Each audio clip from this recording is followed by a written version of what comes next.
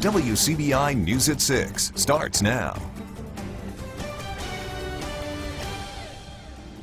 Good evening, everyone. Thank you for joining us tonight. Joey Barnes is off. A fire in a park destroys a favorite gathering place. Now, police believe the blaze was set intentionally. WCBI's Selena Schaefer joins us with the latest from Winona. It's been almost a week since the pavilion here at Winona's Park was burned to the ground. Now that all remains is a cement slab that I'm standing on and some burnt ash. Now police are saying it could be arson. It's horrible. Saturday marks 1 week since Winona's public park pavilion was burnt to the ground. Following an investigation, police now say the fire was intentional. At this moment, we are deeming it is arson related. We have various samples we've taken and processed and sent to the Mississippi Crime Laboratory. One particular pattern we noticed was a pour pattern on the concrete itself that could be deemed that it was an accelerant used to be poured on there. Since the fire, police have increased patrols in that area. We've made a lot of things as far as precautionary wise, as far as to stop people from going out there and doing stuff like this since this has happened. Mayor Jerry Flowers says the people of Winona are saddened by the loss. They would get shocked. That's the main thing. Just, why would someone do that? If you have any information, we'll feel free to just contact the police department, and we'll take the information. We're not going to say we'll give your name out. We just want the information. Mayor Flowers says that they plan to rebuild the pavilion and even put in more picnic tables for families to enjoy. For now, in Winona, Selena Schaefer, WCBI News. All right, thanks, Selena. Tupelo police are looking for suspects in a shooting Thursday night near the Cracker Barrel restaurant. Police say around 7, a man and a woman were arguing in the parking lot near a gas station and the restaurant on Cross Creek Drive. A bystander apparently tried to intervene and was shot at by the man. No one was hit. The man and the woman fled the scene before police got there. Investigators now asking anybody with information on this incident to please call police. Time for a first look at our forecast on a Friday evening. Here's Chief Meteorologist Keith Gibson. Hallelujah, right, Andrea? It is a Friday evening. We do have some showers trying to show up here on radar. They are on radar. They're here in Kemper County. These are trying to sneak north into our viewing area, but they're running into a pretty dry environment. So we may see a few showers this evening and tonight and tomorrow morning, but most of that heavy moisture you see there on radar is likely going to stay to our south and southeast. Upper 50s, low 60s, widespread across our viewing area right now. For the most part, we are dry this evening. Temperatures cooling down into the 50s by late this evening. Our forecast low tonight, 48. Your warm weekend forecast in just a few minutes. All right, thanks a lot, Keith. And yes, hallelujah indeed. The city of Louisville will have a big spring with 2 significant rebuilding projects celebrating grand openings. Winston Plywood and Veneers event will be held on March the 23rd. 320 people are now working at the rebuilt facility, and production is well over the company's initial expectations. Meanwhile, Winston Medical Center will host a ribbon cutting and open house on April the 28th, the 3-year anniversary of the EF4 tornado that tore through the county, destroying homes and killing 10 people there. At the Mississippi University for Women, they were celebrating the buildings of the past. The Mississippi Heritage Trust is celebrating its 25th anniversary on the Columbus campus. The nonprofit organization is dedicated to the preservation and renewal of historic places that are meaningful to the state. They picked the W because that's where the group got its start. It was because of the support and the generosity of those in Columbus who are very interested in our state's history that we were able to meet the goal and officially establish the organization. Now, Papul says there are many things that state agencies simply can't do on their own, so they rely on groups like the Mississippi Heritage Trust to help fill those gaps. Well, the history of Columbus is on display on almost every street in downtown area. It was one of the few Mississippi towns spared from destruction during the Civil War. WCBI's Jory Talley joins us live from the Tennessee Williams home with more on the city's history and why it's important to not let it fade away. Andrea, this treasured home behind me is just one of the many historic properties around town that's been saved from becoming a memory. Restoring properties like this one is what keeps the town's history alive and its story thriving. Columbus, Mississippi, born in 1821 and originally known as Possum Town. It started writing its story almost 200 years ago, and parts of its early life are still around. There's so many things that you cannot do anything about, and one of them is create history. You cannot create historic structures. 25,000 residents have planted their roots in Columbus, and so have more than 600 historical properties. Every community has places that they are working to save that are valuable to them, and they haven't quite figured it out yet. But I would say that for Columbus, the attitude is, what are we going to do to save it, which is not always every community's approach. So you've gone a long way to saving the places that are meaningful to your community. One of those meaningful places is the Rosedale Mansion, established in 1856. It's a treasured piece of history here in the middle of town. We moved to this house, and it was 7 years, and then I guess we just liked the historical aspect of the house, and we decided to restore it to the original thing. And it was a huge process, which took 4 years. There's 3 historic districts within the history-rich town. The Burns Bottom and the Downtown Main District, and then the South Side Historic District, which goes from the river to 14th and then down to the railroad track. So you're talking about a tremendous area that amasses so many historic structures. And then here on the campus of MUW, there are about 35 structures that are on the National Register. It's those pieces of history that attract people from all over the world.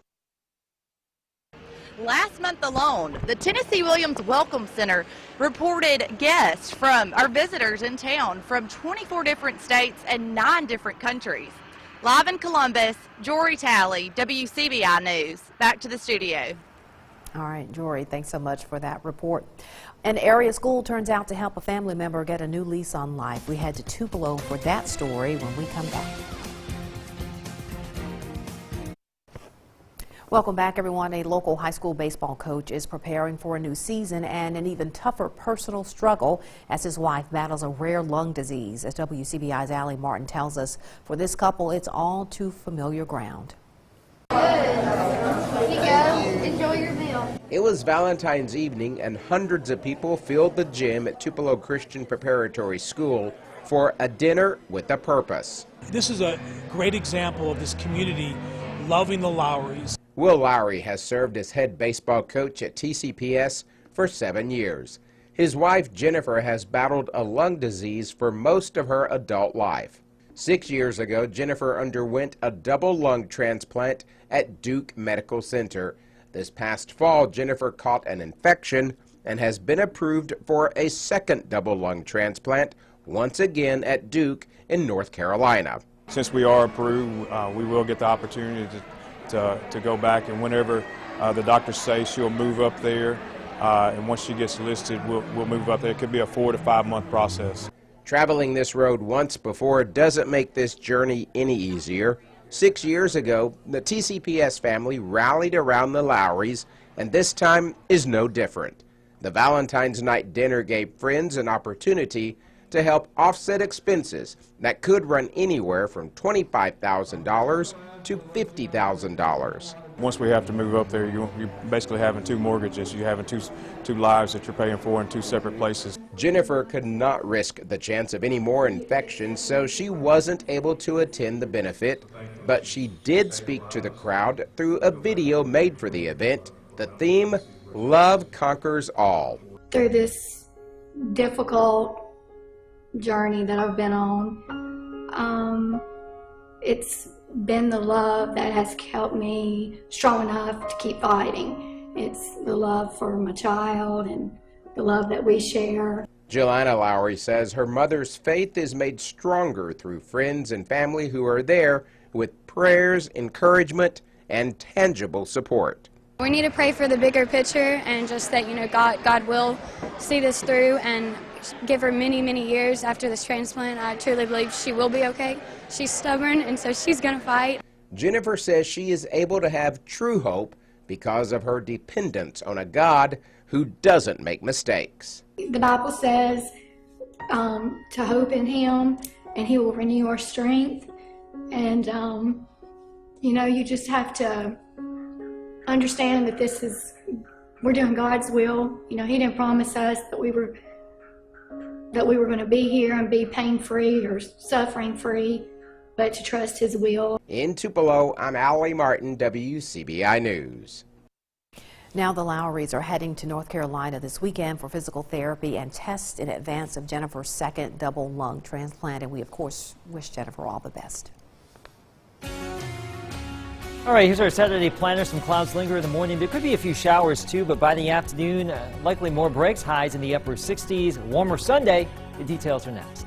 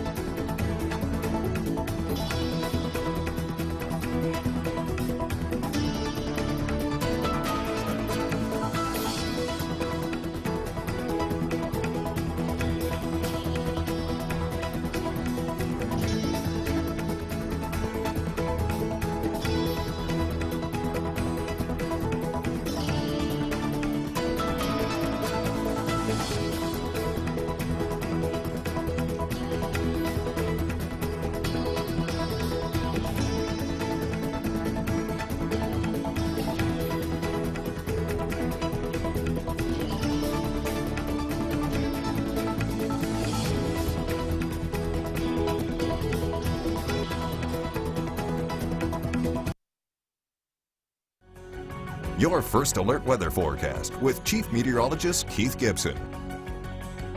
Scattered fires and hot spots and smoke plumes across the southeast. This was how it looked earlier today, at least as far as the map is concerned. We had a few fires around here.